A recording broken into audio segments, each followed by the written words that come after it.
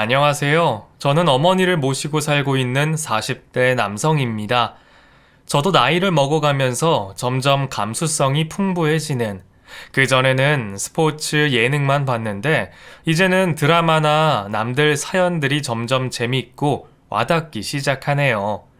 그렇게 인생에 별다른 일이 없고 연애도 몇 번 못 해봤던 저에게 이런 황당한 일이 생길 거라고는 생각하지도 못했어요. 지금보다 젊은 나이였지만 그래도 제가 세상을 보는 눈이나 사람 보는 눈이 꽤나 있구나 싶었으니 말이죠. 그래서 그런 황당한 일은 저에게 없을 거라 생각도 못하고 있었는데 막상 그런 일을 겪고 나서야 그동안 제가 얼마나 자만했었는지 알게 됐어요. 제 이야기는 결혼과 사람에 대한 이야기입니다. 직접 겪은 일이라 얘기하기 어려웠지만 이야기해 볼 테니 잘 들어주세요. 집안의 외아들인 저는 당시 아버지가 돌아가시고 어머니와 단둘이 살고 있었어요. 벌써 4, 5년 전 얘기이니 제가 30대 후반일 때죠. 대학생 때 이후론 먹고 살기 바빠 이렇다 할 연애도 못 해본 저는 점점 여자분들을 만날 접점이 없어지면서 결혼이라는 생각도 접고 있을 때였습니다. 고슴도치 새끼 마냥 제 늦은 나이에도 어디 하나 모자란 구석이 없다고 생각하셨던 어머니께서는 제가 결혼을 못하는 이유가 홀로 계시는 어머니를 모시고 있어서라고 생각하셨어요. 어머니 걱정에 저도 괜찮은 여성분과 만나 얼른 결혼하고 싶었지만 그게 제 마음처럼 되나요? 여성분들에게는 제가 변변치 않은 노총각으로 보일 수도 있고 어머님 성화에 나간 소개자리에는 나온 여성분들은 제 마음에 그리 들지 않았습니다. 잘생긴 얼굴도 아니고 그렇다고 수십억의 자산가도 아닌 별 볼 일 없는 노총각인 저는 시간이 지나면서 결혼이라는 환상에 마음을 접었습니다. 못난 아들을 둔 어머니께는 죄송했지만 마음이 가지 않는 결혼을 해서 괜히 불행하게 결혼 생활을 하고 싶지 않았거든요. 그래서 결혼하여 손주라도 빨리 안겼으면 하시는 어머니의 눈치를 애써 모른 척하고 있었죠. 어머니는 젊었을 적 용종 수술과 당뇨로 인해서 매달 병원에 정기적으로 검사와 진료를 받으셨어요. 인테리어 관련 일을 하는 저는 어머니가 병원에 갈 일이 있으면 항상 모시고 가고는 했죠. 어쩔 때는 하나의 진료 과목이 있어 금방 끝나기도 했지만 다른 진료까지 보는 날에는 병원에서 대기하는 시간이 꽤나 길었습니다. 그렇게 몇 년간을 모시고 다니다 보니 자주 뵙는 환자와 보호자분들과도 어울리게 됐어요. 서로 이런저런 이야기를 나누면서 심심한 대기 시간을 보내고는 했죠. 그러다 저와 비슷한 나이대에 홀로 어머니를 모시고 다니는 여성분을 처음 보게 됐어요. 그날은 처음으로 진료를 보러 오셨는지 어머니로 보이시는 분을 치료실에 보내고 번호표를 가지고 긴장하듯 서 있더군요. 번호표 호출 소리에 우왕좌왕하는 모습을 보니 제가 도와드릴까 해서 말을 걸었습니다. 저 처음 오셨나봐요. 좀 도와드릴까요? 아, 감사합니다. 그 수납이랑 다음 진료 예약표를 받았는데 동시에 하는 건가요? 아, 그리고 약을 병원에서 받아가라던데 어디서 받아야 해요? 괜찮으시면 제가 같이 해드릴게요. 어차피 저는 대기가 좀 길어서요. 그런데 처음 오셨나봐요. 아, 네. 저번 주에 수술 받고 오늘 퇴원하는 거라 제가 정신이 너무 없네요. 그 뒤로도 어머니를 병원에 모시고 갈 때마다 정말 우연치 않게 그 여성분과 자주 마주치게 됐어요. 제 도움 때문인지 다음 만남에서 먼저 아는 척을 해줘 병원에서 마주치며 대기할 때마다 서로 말을 섞으며 이야기를 나눴죠. 보통 병원에 가 있다 보면 가족이 얼마나 아픈지, 뭐가 몸에 좋은지 등을 다들 자신도 모르게 술술 이야기하게 되거든요. 처음에는 서로의 어머니들의 치료에 관해서 이야기하다 점점 개인적인 이야기들도 하게 됐어요. 당연히 제 나이 정도면 결혼을 했을 거라 생각했던 정미 씨는 아직 미혼이셨어요. 상호 씨도 미혼이셨어요? 네. 친구들 하나 둘씩 장가 보내고 어느 날 둘러보니까 벌써 제 나이네요. 이쯤 되니까 여자 만날 일이 없더라고요. 뭐 그러면서 또 1년이 가고 시간이 지나니까 무슨 결혼이나 싶어서 어머니 모시면서 혼자 살려고요. 정미 씨는요? 저도 비슷하죠. 부모님이 일찍이 이혼하셔서 철들고 나서는 계속 일만 했어요. 저도 엄마 혼자 모시고 살다 보니까 때를 놓쳤던 거죠. 이 나이에 결혼해서 무슨 호강이겠냐 싶고, 그냥 엄마만 잘 모시고 살아도 성공한 인생이다 싶어서 지금까지 일만 하고 있어요. 아마 엄마한테는 불효겠죠? 그날 비슷한 처지의 미혼인 남녀 둘이서 이야기를 하다 보니 가지고 있던 호감이 좀 더 발전됐나 봅니다. 서로 번호도 교환하고 종종 안부 묻는 메시지도 보내면서 간단하게 맥주 정도 먹는 사이로 변해갔어요. 저도 호감 가는 외모에 효심 있어 보이는 정미 씨가 마음에 들었습니다. 정미 씨, 제 나이에 이런 말 하기 좀 쑥스럽지만 처음 병원에서 만난 날부터 정미 씨에게 호감이 있었어요. 물론 그땐 정미 씨 상황은 몰랐지만 이렇게 만나면서 알게 된 정미 씨는 정말 좋은 사람 같아 보여요. 연애는 이미 포기한 줄 알았는데 정미 씨 만나고 난 뒤에 다시 제 심장이 뛰는 것 같아요. 저나 정미 씨나 나이가 있어서 이런 말 가볍게 할 수는 없잖아요. 우리 진지하게 만나볼래요? 저도 상호 씨 만나면서 좋은 분이라고 생각했어요. 그러면서 저런 남자면 믿을 수 있지 않을까 했고요. 혹시 저 혼자만의 착각이 아닐까 해서 저도 마음에만 담아두고 있었는데 오늘 상호 씨한테 고백받으니까 기분이 좋네요. 고마워요. 상호 씨, 우리 이쁘게 만나봐요. 서로 처한 상황 때문만은 아니었습니다. 좀 더 어린 나이에 정미 씨를 만났더라도 분명 사랑에 빠질 만한 여자라고 생각했습니다. 어디 있어도 빠지지 않는 외모에 차분한 성격, 그리고 강한 생활력까지 제가 이런 사람과 만나기 위해 지금까지 결혼을 못했구나 싶었죠. 부모님의 이혼으로 어머님 밑에서 어렵게 자라온 정민 씨는 어린 시절 방황이나 탈선을 할 수 있는 환경에도 불구하고 홀로 일하시는 어머님을 돕기 위해서 어린 시절부터 열심히 일을 해왔다고 했어요. 데이트를 하면서 일을 하고 있는 학생들을 보며 자신의 예전이 생각난다고 저에게 에피소드를 이야기해 주는데 그 고생담을 다 들으려면 하루 종일도 이야기를 할 수 있을 정도였죠. 그런 말만 들어도 그동안 정미가 얼마나 열심히 살아왔는지 알 수 있었고 상처로 성한 곳 하나 없는 손을 볼 때면 제 가슴이 아파왔습니다. 우리가 이렇게 늦게라도 만나게 되어 다행이라고 생각하여 그만큼 많은 추억을 만들려고 애를 썼습니다. 그래서 저는 정미를 기쁘게 해주기 위해 20대에도 하지 않던 노력과 이벤트를 해주려고 했어요. 어머니께서도 늦게나마 연애를 한다고 바쁜 아들을 보시면서 흐뭇하셨나봐요.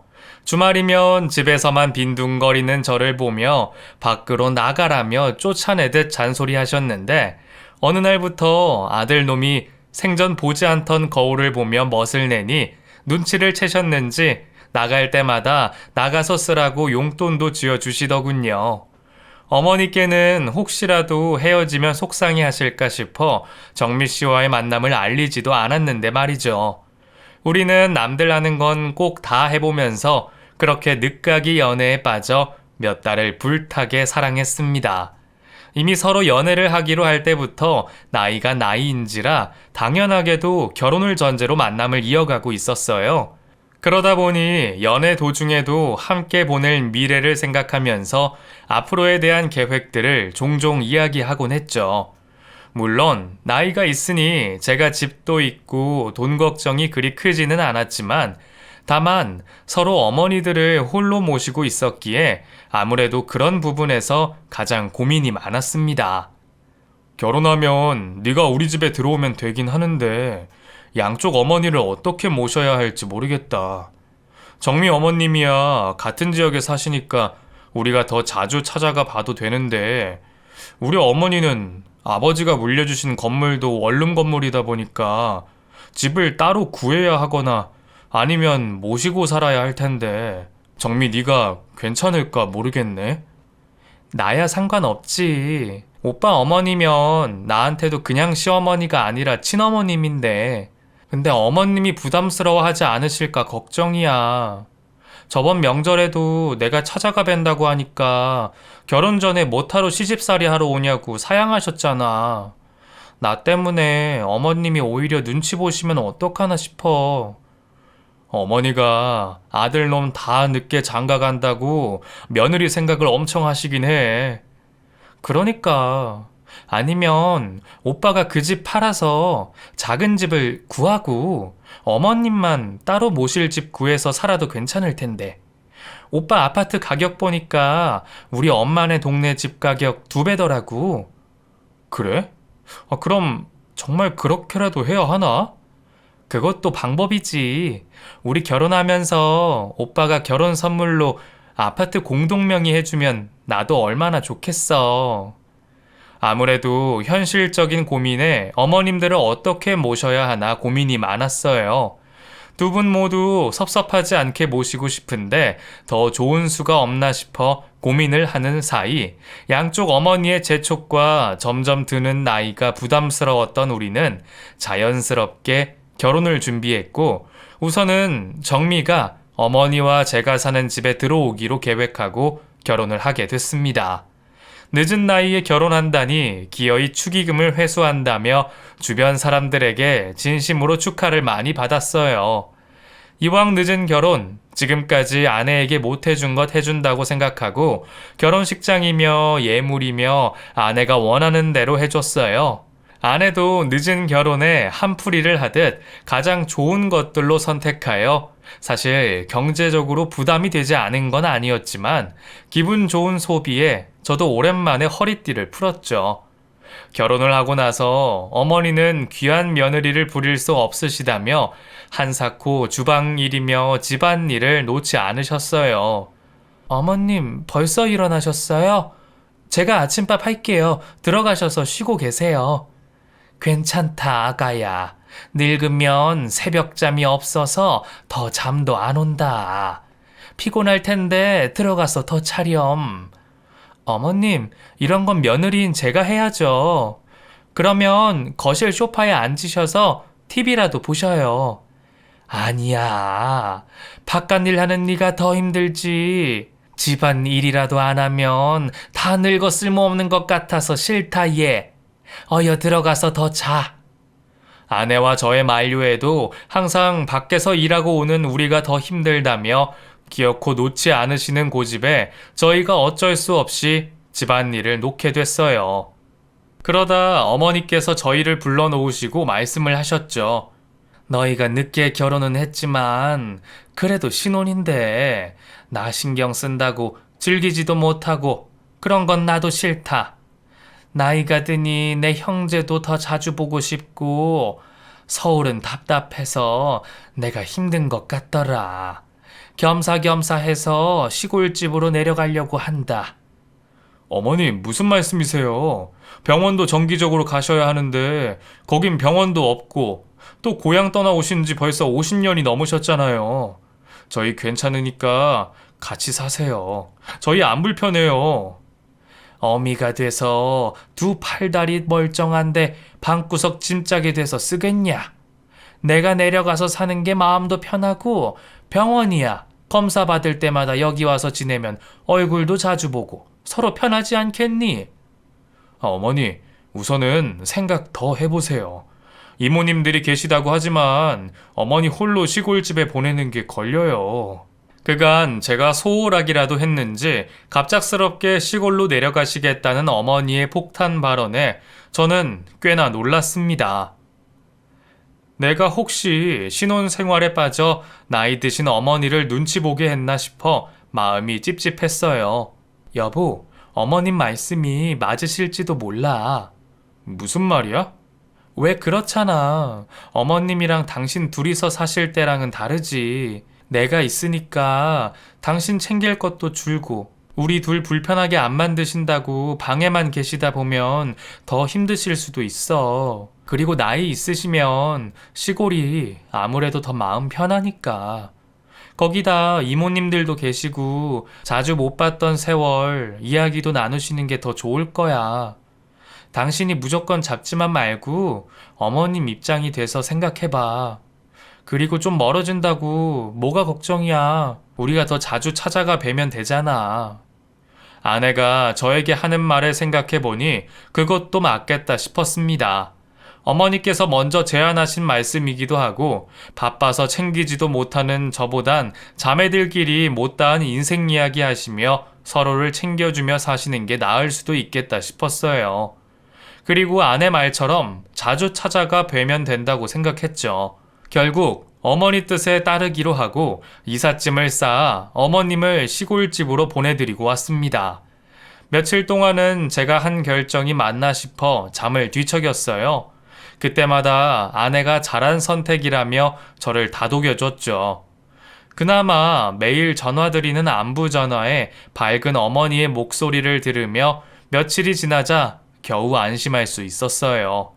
어머니가 떠나시고 나서 우리는 죄송하지만 정말 신혼다운 신혼 생활을 하게 됐습니다. 단 둘밖에 없는 집이라고 생각하니 솔직히 마음이 더 편하긴 하더군요. 그러면서 아내는 아이를 가지고 싶다고 말했어요. 나이도 있고 1년이라도 빨리 낳아야 아이에게나 아내에게 문제가 없을 거라는 생각에 임신 계획을 하였고 아내는 임신 전에 준비를 해야겠다며 하던 일을 그만뒀습니다.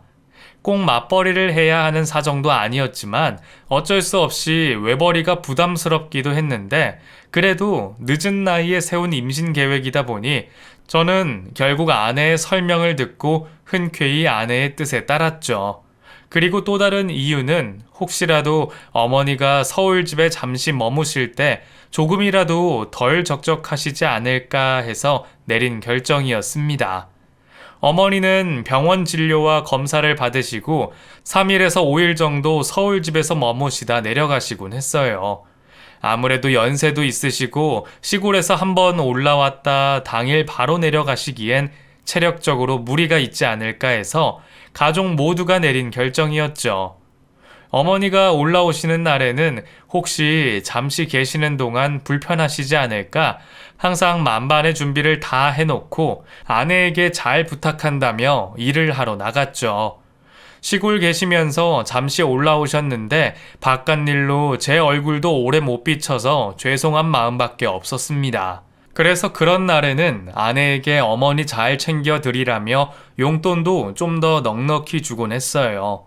바쁘다는 이유로 생각보다 더 자주 찾아뵙지 못한 죄송한 마음에 저는 그렇게라도 마음을 대신하고 싶었습니다.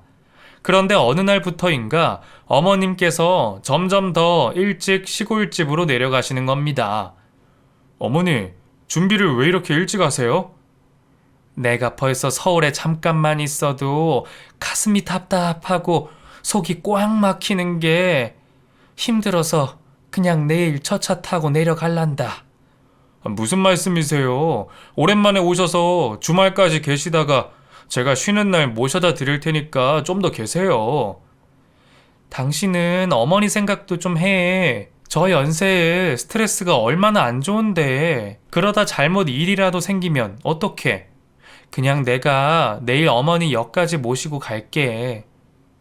그래. 내일 일찍 가마. 상우 너는 일 봐야 할 텐데 굳이 안 따라와도 된다. 아유 어머니, 그래도 좀 더 이따 가시지. 어머니 말씀처럼 시골에 벌써 적응하셔 도시가 답답하신 건지 고령이 힘드실 텐데 며칠만 더 있자는 제 말에도 굳이 내려가시겠다는 어머니를 말리지 못했어요. 그러면서 점점 머무는 날이 짧아진 어머니께서는 어느 날에는 반찬통만 문 앞에 두고 바로 시골에 내려가 버리시는 겁니다. 다행히 일이 빨리 끝난 제가 아파트 엘리베이터를 타고 올라가는 길에 마주쳐 모시고 들어갈 수 있었어요. 당신 왔어? 그 어머니도 요 앞에서 만나서 모시고 왔어. 어머니가 뭐가 바쁘시다고 반찬통만 놓고 가시려는 거야. 아, 그래? 어머니 들어오시지 왜 그러셨어요? 미안하다 아가야. 몰래 가려 했는데 내려가는 길에 상호를 만나서. 상호야, 애미가 시골집에 일이 있어서 그래. 그래서 먼저 내려가 보마. 무슨 소리세요? 어머니 잠깐 있는다고 큰일 나는 거 아니시잖아요. 며칠만 있다가 내려가세요. 아유, 그래도 내가 있으면 새아가도 불편해하고 너도 불편하잖니. 계속 무슨 말씀이세요? 잠시 계시는데 왜 불편해요? 당신도 안 불편하지? 어? 어머님, 편히 계세요. 어머니와 아내 사이에 무슨 일이라도 있었는지 서로 눈치를 보는 모습에 저는 이상함을 느꼈어요. 계시는 동안도 계속 우리의 눈치를 보듯 행동하시는 어머님 모습에 혹시 아내와 무슨 일이 있나 싶었죠. 결국 계속 불편해하시는 어머니를 모시고 있을 수는 없어 제가 주말에 시골집으로 모셔다 드리고 집으로 와 아내에게 물어봤습니다. 혹시 당신 어머니랑 무슨 일이 있어? 왜? 어머님이 무슨 말이라도 하셔? 아니, 집에 계시는 동안 계속 눈치를 보시니까 이상해서. 그리고 그냥 물어보는 건데 왜 이렇게 날카롭게 말을 해? 아니, 당신이 내가 무슨 일이라도 한 것처럼 말을 하니까. 그날도 어머니가 오셨는지도 몰랐는데 무슨 일이 있었겠어. 반찬통 놓고 가실 때도 벨 누르시거나 하시지 않으셨어? 음식 상할지도 모르는데 그걸 그냥 놓고 가시지는 않을 거 아니야. 당신 정말 무슨 말이 그래? 그럼 내가 어머니 오신 걸 그냥 내쫓기라도 했다는 거야? 그래, 내가 쫓아냈나 보다. 그렇게 생각해서 마음이 편하면 마음대로 생각해. 이제 와서 나 만난 거 후회돼서 이러는 거야? 아니야. 그냥 물어본 걸 가지고. 왜 그렇게 예민해? 미안해. 내가 너무 예민하게 굴었나 보다. 그런 거 아니야. 아내의 신경질적인 모습에 의심은 갔지만 제가 너무 예민하게 생각한 듯해 이내 생각을 멈추게 됐고 그날 이후로 어머니께서는 매번 반찬통만 놓고 내려가셨습니다. 며칠 머무시다 가라는 제 부탁에도 어머니는 고집을 꺾지 않으셨어요. 그나마 제가 병원을 모셔다 드리는 걸로 만족해야 했죠. 그때라도 수상한 아내와 피하는 듯한 어머니를 더 집요하게 추궁했어야 했나 봅니다. 그 일을 그저 어머님의 노파심과 괜한 고집으로만 생각한 저는 그 일은 잊은 채 아내와 다른 갈등을 빚고 있었어요. 결혼 전과 어머니가 시골집으로 가시게 되면서 자주 찾아뵙자는 약속을 지키지 않고 있었거든요. 아내는 가깝게 계시는 장모님이 외로워하실 거라며 매주 저와 함께 처가댁을 가기를 바랬고 저도 당연히 자주 찾아가야 한다 생각해 시간을 내어 아내와 같이 매주 찾아뵀었죠. 아이고, 우리 정미랑 이서방 왔나? 엄마, 나왔어. 뭐야? 왜 저번 주보다 살도 빠지고 피부도 푸석해진 것 같아? 무슨 일 있었어? 무슨 일은 그냥 혼자 지내다 보니까 내 몸 챙길 일이 있나. 밥도 대충 때우고 대충 지내다 보니까 그렇지 뭐. 그래, 이서방 사도는 잘 계시고? 네, 잘 계십니다. 어머니는 어디 편찮으신 데 없으세요? 내 나이 되면 온몸이 병원이지. 그래도 저번에 이서방이 준 공진단 먹고 몸이 한결 좋더라고. 그러세요? 다행이네요. 제가 또 다른 거 좋은 거 있으면 해드릴게요. 우리 나이에 다음번이 어딨나. 내일 갈 수도 있는 나이인데. 그 공진단 몸에 참 잘 받던데 또 먹으면 참 좋겠네. 그럼 공진단 한 번 더 지어드릴까요? 그러면 고맙지. 내가 사위 덕에 호강을 하네, 호강을. 자고로 우리 나이 되면 이서방처럼 하루라도 더 찾아와 주는 게 효도야. 알지? 저는 힘들게 제가 고민해가며 선물을 골라야 하는 것보다 장모님께서 직접 원하시는 선물을 말해주시니 오히려 더 편하고 좋았습니다. 저도 어머니 혼자 계시는 입장에서 당연히 제가 한 선물로 행복해 하시고 건강을 유지하시는 게 뿌듯하고 좋았어요. 문제는 다른 데 있었어요. 장모님, 그럼 저희 가보겠습니다. 다음 주에 또 찾아뵐게요. 벌써 가나? 아니, 어제 왔는데 저녁까지 먹고 가지. 오늘은 저희 어머니 댁에 가려고요. 다음에 또 찾아오겠습니다. 아, 사돈 댁에? 그래, 그래야지. 그럼 다음에 또 오게. 엄마, 갈게. 다음에 봐. 이른 아침 서둘러 길을 나가려는 순간 아이고 하는 갑작스러운 소리에 뒤를 돌아보니 장모님께서 넘어지신 듯 했어요. 아이고, 아이고. 엄마, 괜찮아? 장모님, 괜찮으세요? 아이고, 넘어져서 허리를 삐끗했나 봐. 병원이라도 갈까요? 병원은 무슨, 그냥 살짝 삐끗한 거야. 근데 꼼짝을 못 하겠네. 오늘은 정미가 옆에 좀 있어주면 안 되겠니? 당연히 그래야지, 엄마. 오빠, 나는 엄마 옆에 있을게. 당신만 어머님께 갔다 오면 안 될까? 아니야, 나도 같이 있을게. 그래도 어머님 기다리실 텐데 당신만이라도 갔다 와. 장모님 아프신데 어떻게 그래? 어머니도 이해해 주실 거야. 그리고 나 혼자 가서 반기지도 않으실 거고 그냥 다음 주에 같이 내려가면 되지. 그래? 그럼 나도 좋고. 고마워, 여보. 그날은 장모님의 갑작스러운 사고로 어머니 댁에 가는 게 미뤄졌습니다. 그런데 그날도 장모님께선 허리를 다치신 분 같지는 않으셨어요. 여기저기 잘 다니시고 TV를 보며 웃으시며 아픈 것도 잊으신 것 같았죠. 시간이 지나 괜찮아지셨나 싶기도 했고 즐겁게 시간을 보내고 있었기에 그날도 그냥 넘어가게 됐습니다. 그런데 그 일 이후로 아내는 여러 핑계를 대며 어머니 댁에는 가려고 하지 않았어요. 그래도 어떻게 처음에 내려갔을 때 빼고 한 번도 안 내려갈 수가 있어? 어차피 운전도 내가 하는데 오늘 몸이 좀 안 좋아도 가주면 안 돼? 내일 어머니 생신인데 이번에는 가주면 안 돼? 여보, 오늘은 정말 내 몸이 안 좋다니까. 거리도 멀어서 차 타고 가면 컨디션만 안 좋을 텐데 어머니가 괜히 나 신경 쓰셔서 더 불편해하시면 어떡해. 저번에도 갑자기 일 생겼다고 하고 매번 이유만 다르지 핑계만 대고 당신 설마 어머니 보기 싫어서 그런 거 아니야? 여보, 내가 어머니가 싫다면 생신 선물도 먼저 챙겨서 보냈겠어? 억울하게 정말 일이 생기는 걸 가지고 왜 그래? 그래, 가자, 가. 내가 가서 앓더라도 가고 만다, 가. 아내가 억울해하며 화내는 모습에 저도 도저히 그게 거짓말이라고 생각할 수 없었어요. 설마 저렇게 억울해하는데 나를 사랑해주는 아내가 그런 거짓말을 한다고 생각할까요? 제가 장모님 댁에 찾아가는 것에 비하면 아내는 너무하다 싶을 정도로 시댁을 찾지 않았지만 부부 사이에 누가 더 잘했다 못했다를 구별하고 생색내기가 싫어서 아내를 믿고 있었습니다. 그런데 섭섭한 일은 그뿐이 아니었습니다. 양가 어머님들께 드리는 용돈 관련해서도 문제가 생기기 시작했어요.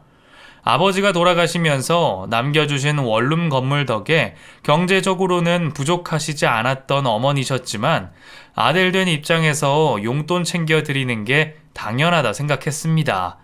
그래서 저는 결혼 초부터 공평하게 양쪽 어머님들께 50만 원씩 드리고 있었어요. 아내가 임신 계획을 하고 일을 그만두면서 경제적으로 부담이 됐지만 이제 와서 금액을 줄이는 것도 아니다 싶어 내가 더 열심히 일하자 생각하며 계속 같은 금액을 드리고 있었죠. 그런데 언제부턴가 아내가 이상한 논리로 이야기를 꺼내는 겁니다. 여보, 근데 엄마한테 주는 돈 좀만 더 드리면 안 될까? 이번 달만? 왜? 무슨 일 있으셔? 아니, 엄마랑 전화하는데 엄마가 그 나이에 옷 한 벌도 마음껏 못 사는 게 마음에 걸려서. 당신이 가서 같이 옷도 사드리고 데이트도 좀 하고 와. 에이, 그건 뭐 마음이 편한가. 당신한테 사용 내역도 문자로 가고 엄마도 눈치 보이시지. 그래서 말인데 왜 어머님은 건물 월세도 나오시잖아. 시골 계신데 돈 쓸 일도 없으실 거고. 그러니까 어머님한테 드리는 용돈 그냥 우리 엄마한테 몰아주면 안 돼? 100만 원이 부담되면 80만 원이라도 괜찮고. 아니, 당신 그게 대체 무슨 소리야? 아니, 그렇게 치면 장모님도 연금 나오시잖아. 그리고 용돈은 우리가 자식된 입장에서 드리는 거지 월세 나온다고 돈을 안 드려? 야, 그러면 용돈 안 드린다고 치자. 물질이 모자라면 진심이라도 더 전해야지. 그렇다고 당신이 우리 어머니를 자주 찾아가 뵙기라도 해. 아니면 더 챙기기라도 해. 내가 지금까지 당신이 어머니한테 하는 거 보면서 설마 하고 있었는데 당신 정말 해도 해도 너무한다. 결국 아내와 말다툼까지 하게 된 저는 이전에 있었던 일들까지 곱씹으며 아내를 진심으로 의심하기 시작했습니다. 그렇게 아내와 제 사이는 당장 터져도 이상하지 않을 시한폭탄처럼 위태롭게 변했고, 그날 이후로 저와 아내는 냉랭한 분위기에 서로의 생활만 하며 지내고 있었습니다. 그러던 어느 날 그동안 기분 상했다고 연락 없던 아내에게 웬일로 전화가 걸려왔어요. 여보, 어떡해. 엄마, 암이래. 우리 엄마 불쌍해서 어떡해. 당신 어디야? 병원이야? 집이야? 내가 지금 당장 갈 테니까 기다려. 날벼락 같은 장모님의 암 진단 소식에 저는 일도 다 뒤로 한 채 가게를 닫고 집으로 뛰어가게 됐어요. 전화기를 붙잡고 뛰어가며 울고 있는 아내의 목소리를 들으니 며칠 전 다퉜던 생각이 들며 후회가 됐습니다. 그렇게 도착한 장모님 댁에서 모녀가 껴안고 대성통곡하고 있는 모습을 보니 저도 장모님의 암이 현실적으로 와닿았습니다. 나이 드신 장모님이 걱정되는 마음에 저도 울고 있는 모녀를 껴안고 같이 통곡할 수밖에 없었어요. 젊었을 적 어머니의 용종수술 때문에 저도 항상 암이라는 병을 평생 겁내고 있었는데 아무리 흔한 암 환자라지만 장모님에게 이런 일이 생겼는지 안타까웠습니다. 장모님의 암은 유방암이었어요.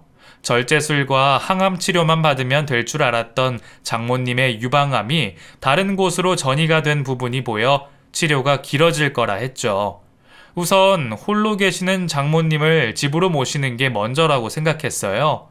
장모님 댁이 가깝더라도 저와 아내가 24시간 돌볼 수 있는 게 나을 테니 말이죠.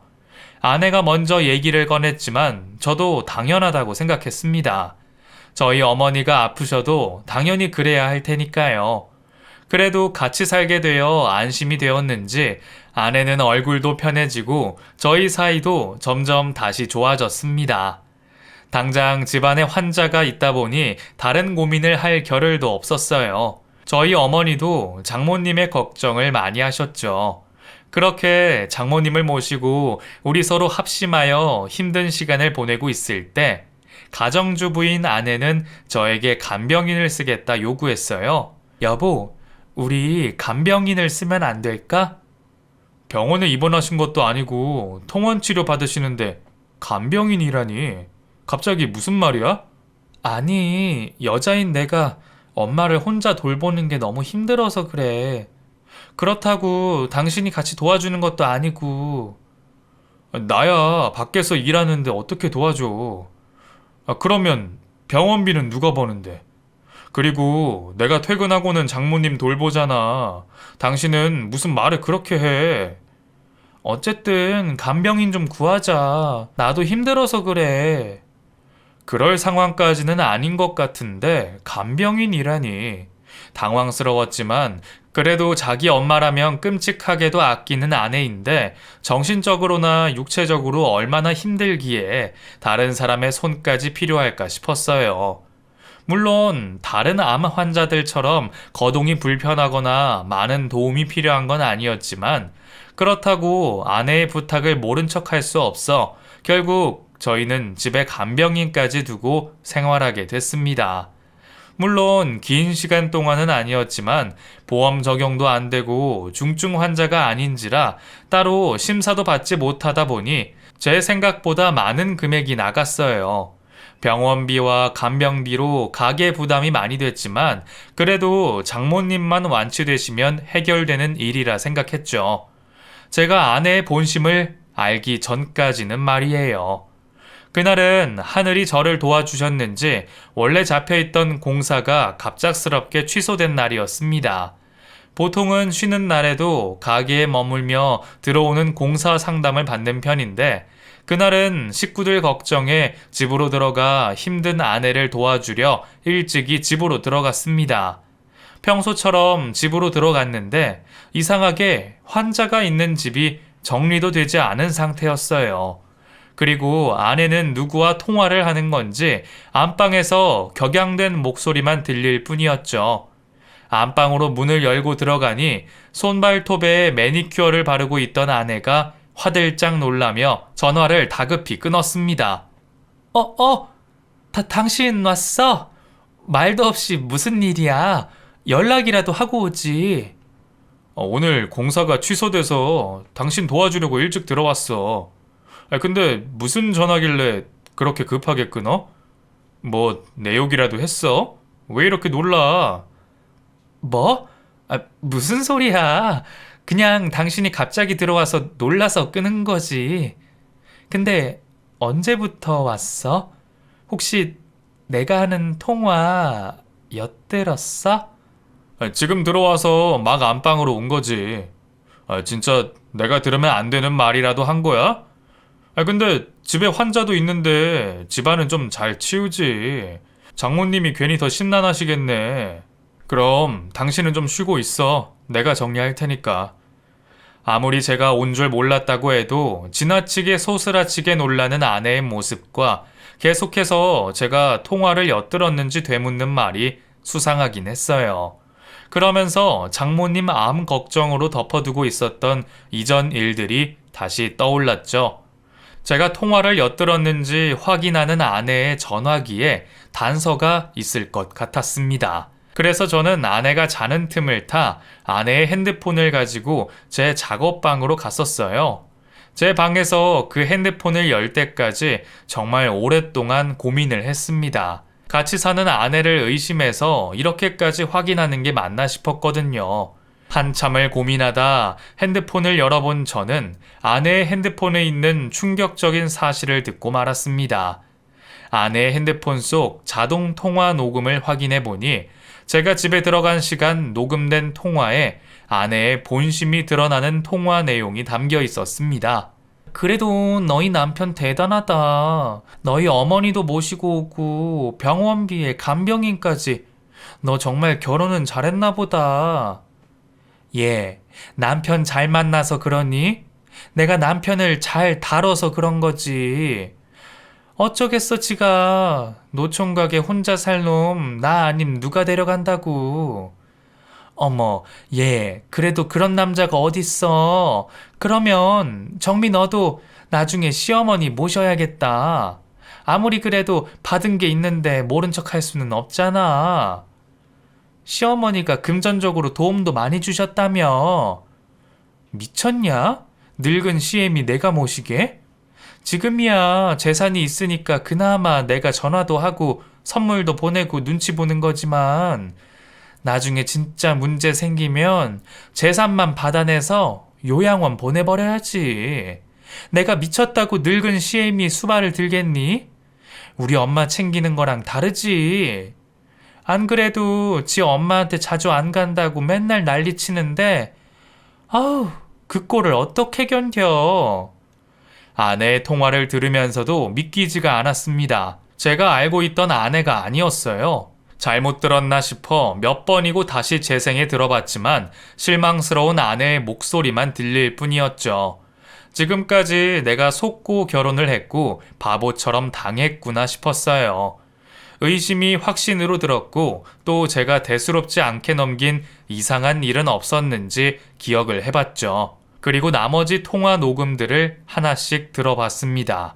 아내는 저를 남편으로 생각하기는 하는 건지 결혼하고 지금까지 친구와 내내 자신이 저지른 행동을 유희거리 마냥 웃으며 통화를 하고 있었어요. 늙은 CM이 제 발로 촌으로 내려가길래 눈치는 있는 줄 알았는데 병원 올라온다고 맨날 올라와서는 좀 오래 있어야지. 게다가 뭘 그렇게 바리바리 싸서 올라오는지 먹기도 싫은 걸 억지로 갖다 주니까 남편 보는 앞에서 버릴 수도 없고 짜증나 죽겠어. 내가 처음에는 신경도 안 쓰고 며칠 집에 있는 거 그냥 놔뒀는데 또 집에 있는 걸 보니까 괜히 더 얄밉잖아. 그래서 일부러 청소할 때도 쫓아다니면서 나오라고 하고 뭐라도 쓰려고 하면 왜 그렇게 낭비하냐 그러냐고 타박도 줬지. 결정적으로 내가 CM이 없는 줄 알고 통화하는 척 하면서 다 늙어서 자식 고생시킨다고 말했더니 그다음부터는 오지도 않더라. 사람이 머리를 써야 몸이 편해요. 그것뿐만이 아니었습니다. 아내가 갖가지 핑계를 대고 어머님 댁을 안 갔던 것도, 용돈을 가지고도 차별이라며 말했던 것도 전부 친구와 통화하며 조롱하듯 낄낄대고 있었어요. 제가 얼마나 바보 같았으면 그런 행동을 했을지 무척이나 화가 났습니다. 더욱이 서울까지 올라오셔서 사랑하는 아들 얼굴도 못 보시고 며느리 등살에 쫓겨나가 듯한 어머니를 생각하니 이 여자를 당장이라도 빨개 벗기고 내쫓고 싶었어요. 결혼 전 장모님 집 근처로 이사가서 집을 공동 명의로 하자는 것도, 알게 모르게 자꾸만 어머니 건물 월세값을 물어본 것도 전부 아내의 의도가 있는 욕심으로 느껴졌습니다. 밤새 방에서 끓어오르는 분노에 휩싸여 있던 저는 날이 밝자마자 병들고 늙은 장모를 제 차에 태웠습니다. 좋은 곳으로 가자고 한 제 말을 찰떡같이 믿는 장모를 데리고 전 요양원으로 데려갔죠. 차를 세우고 요양원 앞에 장모를 앉히곤 전 아내라는 여자에게 전화를 했어요. 당신 아침 대바람부터 엄마 모시고 어디 간 거야? 당신이 아끼고 아끼는 엄마, 내가 요양원에 뒀으니까 알아서 데려가. 그리고 나올 때 당신 짐이랑 당신 엄마 짐까지 다 챙겨서 나가고. 뭐? 지금 무슨 말 하는 거야, 당신? 우리 엄마가 왜 요양원에 있어? 아픈 사람 데리고 지금 뭐 하는 짓이야? 눈치 빠른 것 같더니 눈치가 왜 그렇게 없어? 당신 이제 이혼당할 거니까 짐 빼는 거 아니야. 나 돌아가기 전에 나가야 하니까 얼른 짐이나 챙겨서 나가. 요양원 사진이랑 위치 보내줄 테니까 빨리 가서 당신 엄마 챙기고. 당신 미쳤어? 왜 그래? 갑자기 돈 거야? 아니지. 갑자기 정신을 차린 거지. 너 그동안 무슨 생각으로 우리 어머니한테 그따위 짓을 한 거야? 나는 네가 그런 줄도 모르고 너희 모녀한테 최선을 다했어. 불만이 있어도 다 부족한 내 탓으로 돌렸고 당신이 하는 행동도 다 내 오해라고 생각하고 조금이라도 잘하려 했다고. 근데 네가 감히 우리 어머니를 타박하고 무시하고 다 늙은 짐짝 마냥 대해? 그럴 거면 통화 녹음이라도 잘 숨기지 그랬냐? 지 손으로 증거를 다 남기고 대체 무슨 자신감이야? 아니지. 나도 말을 하다 보니까 생각이 바뀌네. 나 못 알려주겠으니까 당신 엄마 알아서 찾아. 당신도 당신 엄마도 그 정도 고생은 해봐야지. 그날 저는 아내에게 이혼 통보를 하고 집 밖으로 내쫓았습니다. 자신이 한 못된 짓을 알기는 아는지 이혼하자는 얘기에는 별말이 없더군요. 그러면서도 지금까지 산 것에 대한 위자료는 내놓으라며 재산을 나눠 달라 했어요. 별 말 같지도 않는 말에 지금까지 용돈에 병원비, 간병인 비용까지 잘 정리해서 얼굴에 뿌려주니 아무 말도 없더군요. 이혼을 하면서 변호사님께서도 제 차 재산 관련하여 한 푼도 안 나눠주셔도 되겠다며 확인시켜 주셨죠.